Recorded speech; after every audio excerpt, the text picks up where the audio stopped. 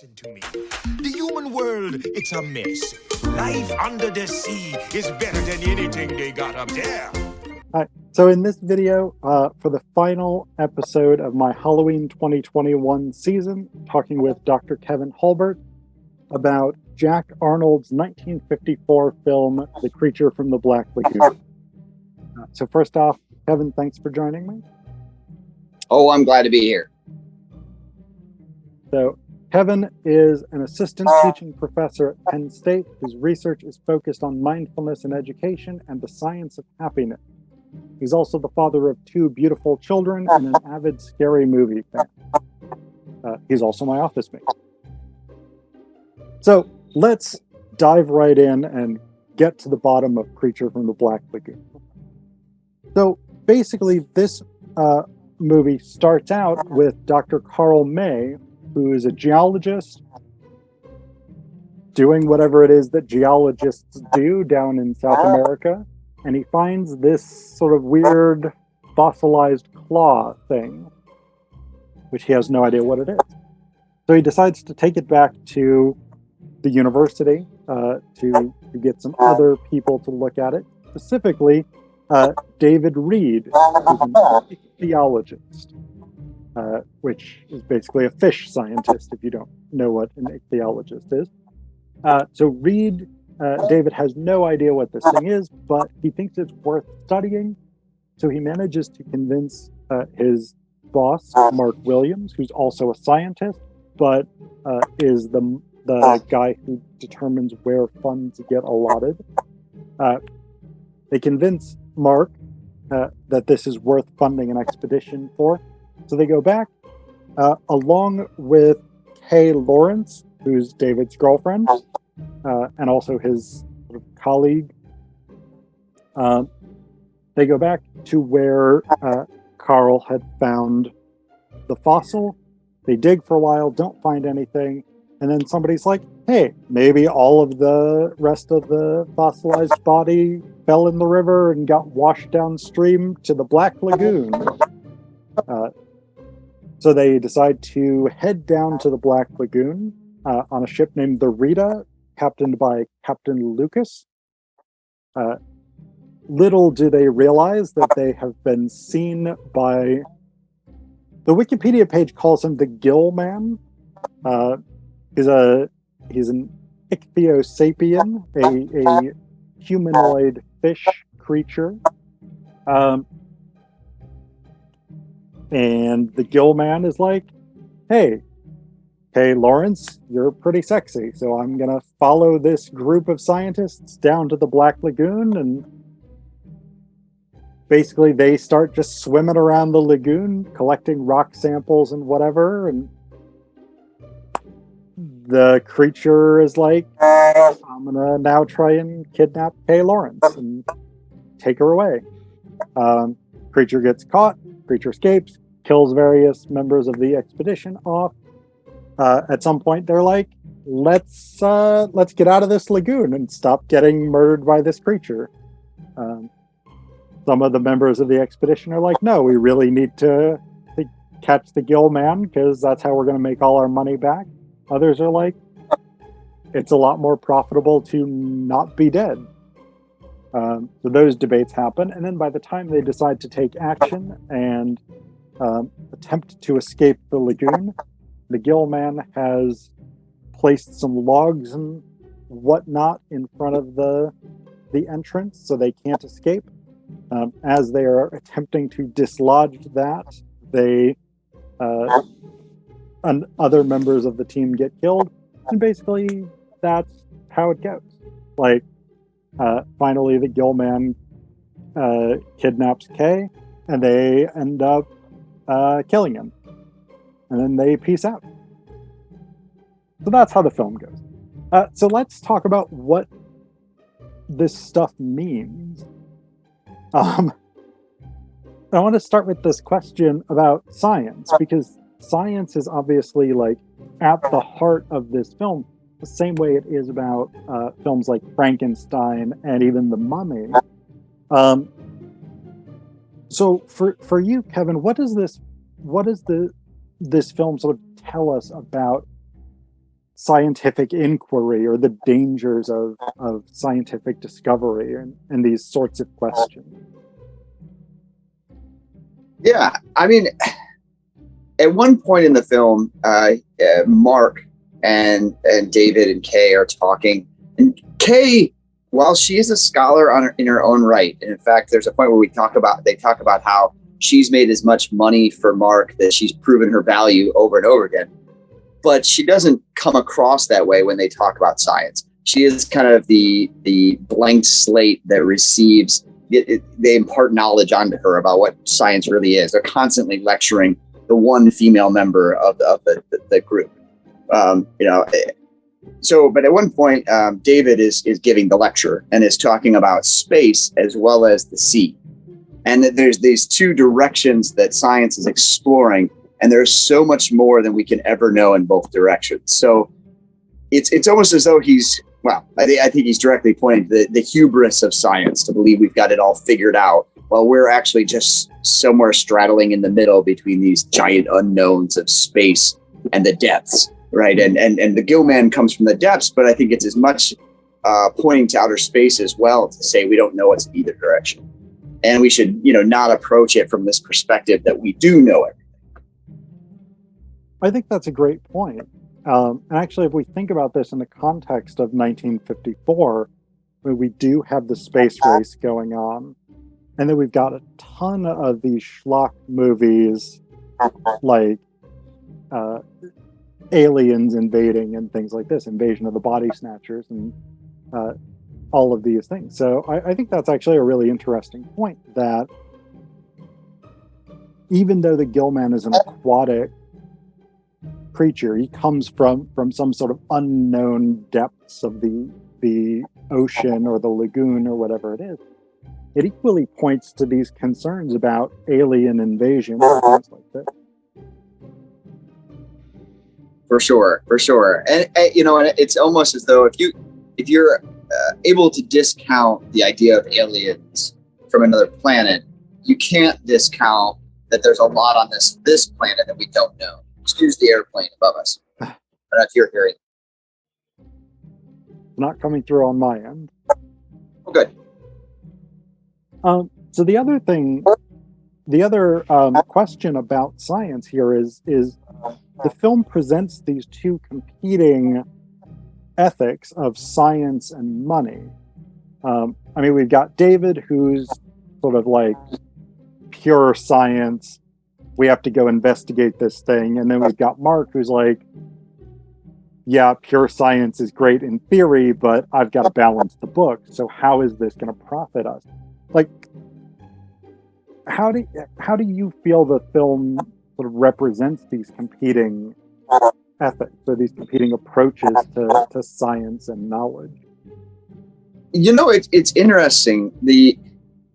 And I don't know if this is bad acting or the films of the time or what, but Mark and David in some ways are these two representations of kind of a good and an evil version of science. But at the same time, David participates in capturing the Gillman, and they don't see him as a intelligent species in any way. They're totally fine with Kate. So neither one of them is a clean-cut hero or villain in the story. But without a doubt, Mark is, the breadwinner who wants to, not only take a picture of the Gillman, but also kill it.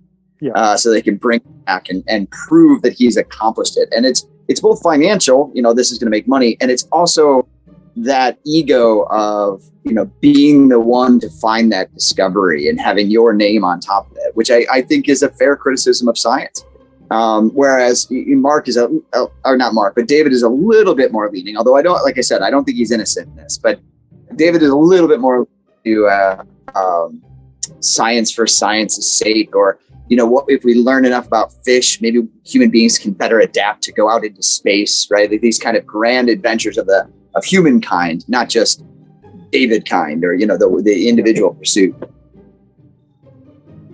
I think that's a really great point, and actually that sort of leads into the next question that I wanted to ask. That idea of like, we want to capture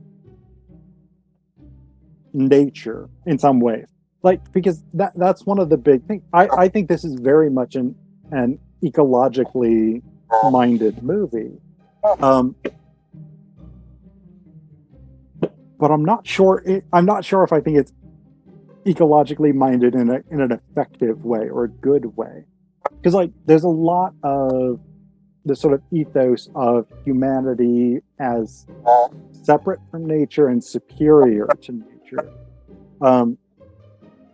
Particularly these elements of like primitive nature, because they theorize that the Gillman is this like ancient species that predates humanity and all this stuff. And they're I'll let you sort of have your take on this first, but like what do you think of the relationship between humanity and nature posited by the film? You know, when I was watching the whole thing, filmmaking has come a long way since the 50s. Yeah. Acting has come a long way. And the ability to tighten up a script so that everything is happening for a reason, everything's leading in specific directions. The criticism of the modern film is that characters are a little bit one-dimensional. Like, this is the bad guy, this is the good guy. And so I guess we could say that's a positive to this film, that the characters feel human in their kind of full complexity. But I also think it's just a bit empty of direction in places and points to things without taking it on fully, right? Like, so we're going to point to how there's science for science's sake versus science for money and fame, but we're not going to resolve that in any way, or even pose a question that is with enough oomph that it leaves our audience really thinking about it. It's just going to kind of put it out there, and like maybe that'll be a thing that this film is remembered for, maybe not. And I kind of feel like the ecology piece and the relationship to the environment is that. I mean, when they want to catch the Gillman, they drop a bunch of chemicals in the water to knock him out, and they're like, oh, look, all we got was all these fish that are dead, and it's just they're totally fine with that. And you know, he goes down and he cuts her a bouquet of flowers of flowers that are growing on the bottom of this lagoon that no one's ever been to, and it just kind of hands it to her. There's not any, you know, I mean, that might not be the worst crime, but still. So it seems to be trying to take on a bit of that message, but I think it's more a product of its own time, on issues of gender, on issues of science, on issues of ecology. It doesn't transcend the 50s in these. In fact, it's pretty decent window into the limitations of the views of the time.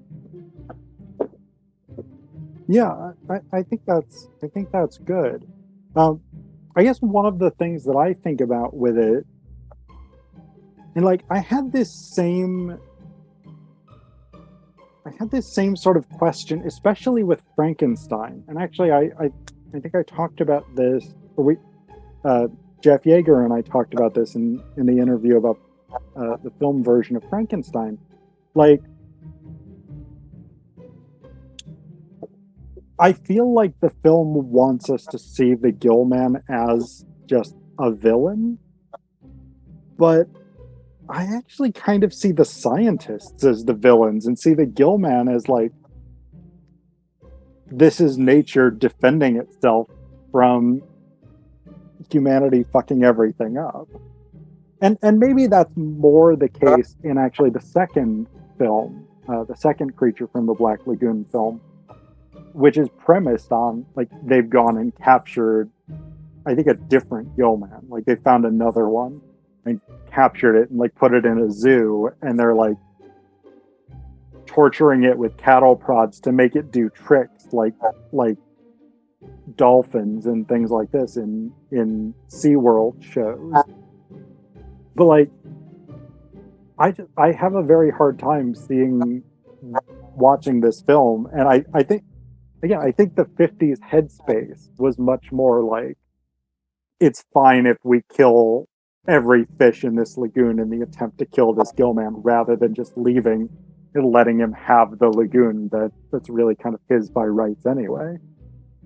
When, I brought up anthropology, and if you go to early anthropology, right, it wasn't about studying native cultures in the spaces where they were and trying to truly understand. It was about pulling out artifacts and even pulling out people and putting them on display. Like, look at this human being who we are objectifying in this way. So we were doing that in reality to people. It's not that surprising that if we found a fish man, we were going to kind of apply the same rules. And I think, it's a product of the time. In the 50s, I don't get the feeling that we were supposed to identify or connect with the Gillman in any way. That just the way his mouth continually opens and shuts like he's a fish out of water breathing.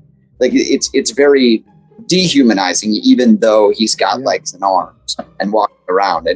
And so we're only supposed to see him as a creature, not as a being. And yet when you watch it, you can't help but project onto him, maybe anthropomorphizing characteristics of a human being. Like we do see him as and you kind of look into his eyes and you're like looking for an emotional experience there, which isn't there, but we project it onto a face anyway. Yeah. Well, I think you're right. There's that anthropological component of it. And I mean, it's a colonialist element as well. I mean, this idea of we can go and we have the power over the life and death of this primitive creature. Yeah, I think that's absolutely right. And we these native people to be our supporting staff and refer to them as boys throughout the film. Yeah. Also, the two. I forget what country they're in. I think they're in Brazil. Like the first two people who get killed in the film are the two native, maybe native to the country. To the country, yeah. Whether or not they're indigenous South Americans, the two Brazilians, if they're in Brazil, which I think they are. Those are like the first two people to get killed, and everybody's just sort of like, them's the breaks. And my favorite, Carl, the doctor who gets attacked by the creature, and the creature manages to disable him so much so that they have to put bandages around his mouth and he's not allowed to scream when the creature comes in through the window to try to get him. But he doesn't die. As a white person, he can be attacked by the creature and he won't die. And there is a distinction and difference there. All the white people, with the exception of spoiler alert, 1950, should have seen it by now. Mark, right? All the white characters survive. Yeah. So I want to bring up this question, which I think So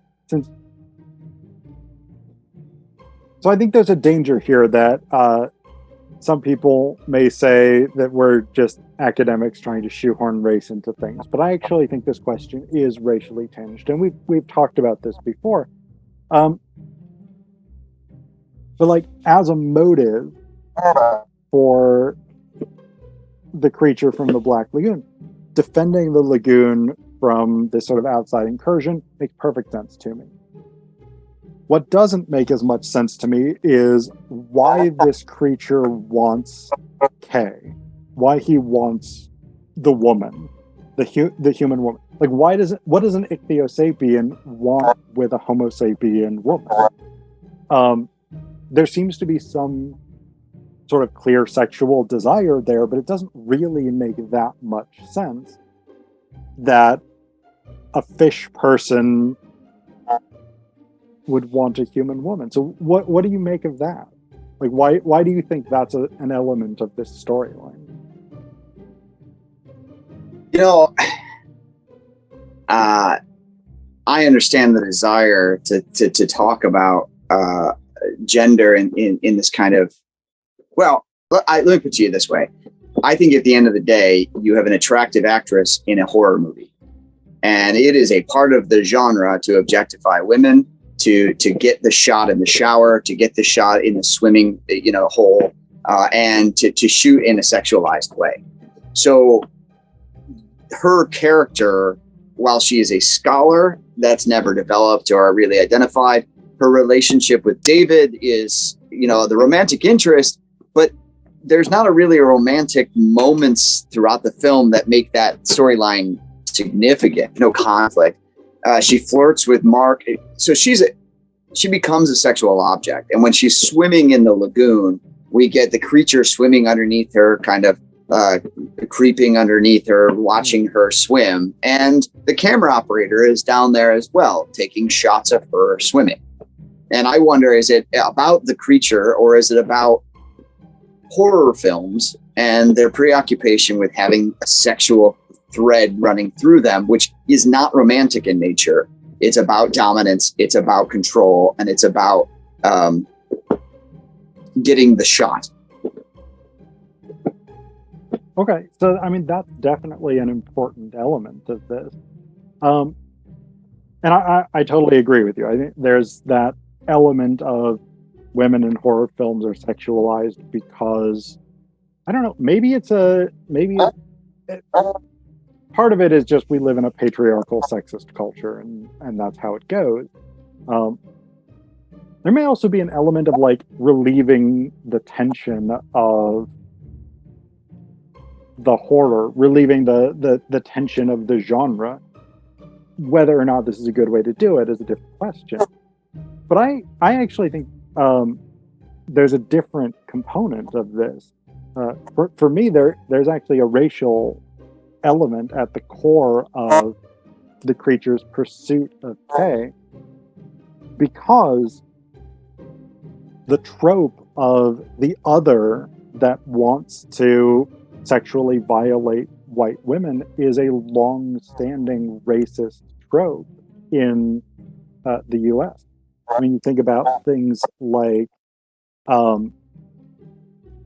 D.W. Griffith's The Birth of a Nation and things like this. Like this idea of like the idea that drives the Ku Klux Klan in many ways was black men freed from slavery will want to rape white women. And so that's one of the major driving elements of Jim Crow laws, of the black codes, of legalized segregation, et cetera, et cetera. And so that idea, that like thread of this creature that's clearly not a white man attempting to abduct and presumably rape a white woman, like I see that as kind of. There he is.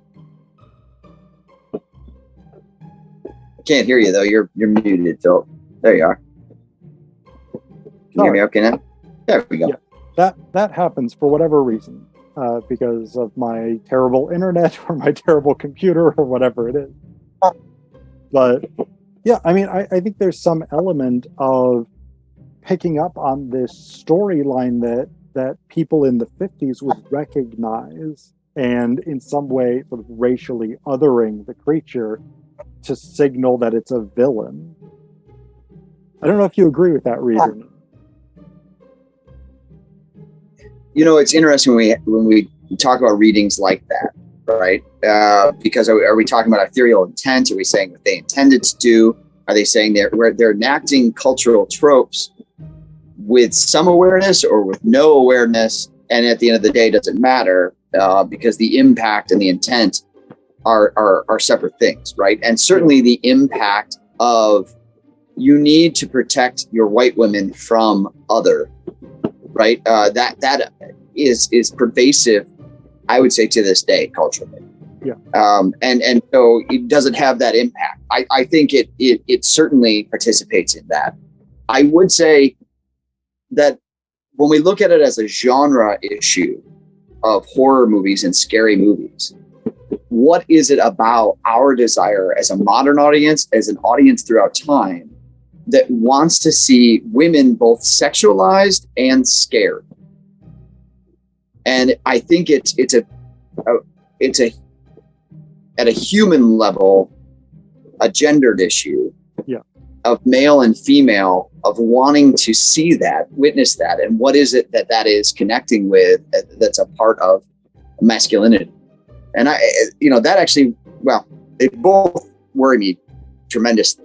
But to feel as though within masculinity there is some desire for this, and it's so pervasive that every horror movie almost in the genre has this piece, is really, I think, says a lot about some deeper issues of sexuality and gender, in addition to the impacts that it has when you add race on top of that. And what is causing that fear is often an other, right? The monster. And so these things intersect. Yeah, I think that's absolutely right.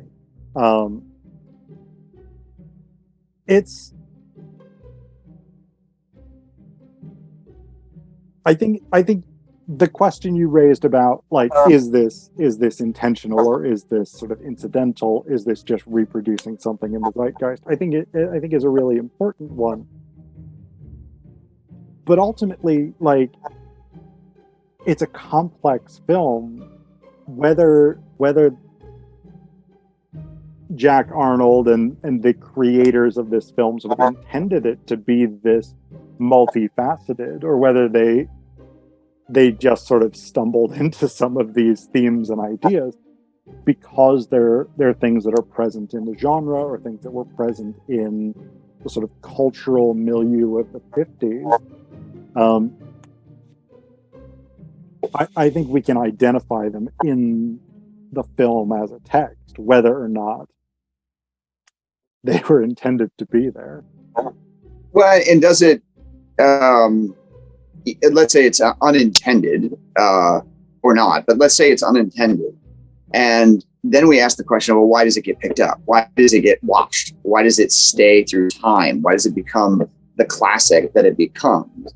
Right. Yeah. So, I mean, to your point, the intention doesn't matter because it doesn't exist in the vacuum anyway. Right. And so, like, our reasons that you even picked this film, it's because it became famous. Well, why did it become famous? It's not actually that well done. The cinematography is not fascinating. I guess there's a lot of underwater filming, and probably in the 50s they were like, wow, this was ahead of its time, right? And I think there's a lot of precursors to Jaws. I just want to put that out there because there's a lot of, like, the underwater, like, so that's where Jaws came from. But it's not that. It's not the cinematography. It's not the character development. It's not the acting. So what made this a film that stayed, right? What essential fear of human nature is it tapping into? And I think that other is where it hits, right? Outside of the comic relief of, watching it now. Well, so there is one thing that's worth mentioning in terms of the cinematography. This film was originally in 3D.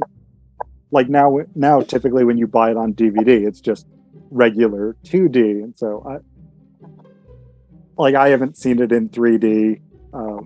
It's possible that it, and I mean, in 1954, I'm sure 3D movies were, like, really high tech and just made a big impression on people. Whereas, I don't know, I now think of them as, like, kind of cheesy 80s technology. But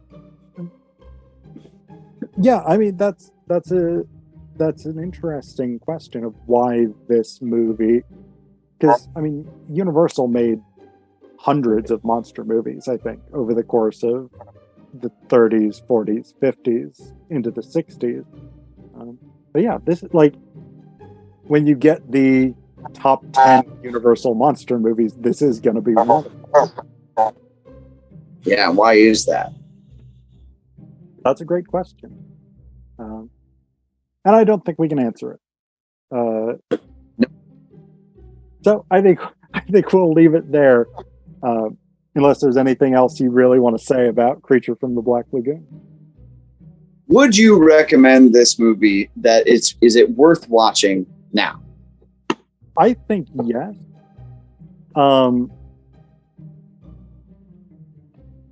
Again, I think there's interesting stuff there, particularly for our own sort of global moment with global climate change and things like this, and these questions about like science and how we engage with the natural world and things like that.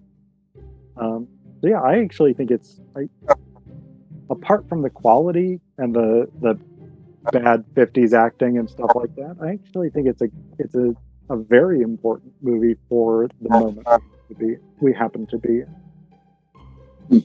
What about you? Would you recommend Creature from the Black Lagoon? Only if somebody was feeling deeply philosophical. Okay. I think as a horror movie, it doesn't work out so well as a enjoyable storyline that makes you engaged. It doesn't work out so well as a moment of history within a specific genre, within a specific time period, asking questions from that time period. I think it has value and it's interesting to watch from that perspective. Okay. I'm willing to accept that argument. It's a 1 out of 10 on nightmare levels, right? If your goal is to be scared, the creature's not going to do it. Unless you're already scared of fish. Fair. Or harpoons. Or harpoons. If that's a big fear for you, steer clear of this movie. All right. On that somewhat perhaps ridiculous note, thank you for talking with me, Kevin. Yeah, thank you for having me. This was fun.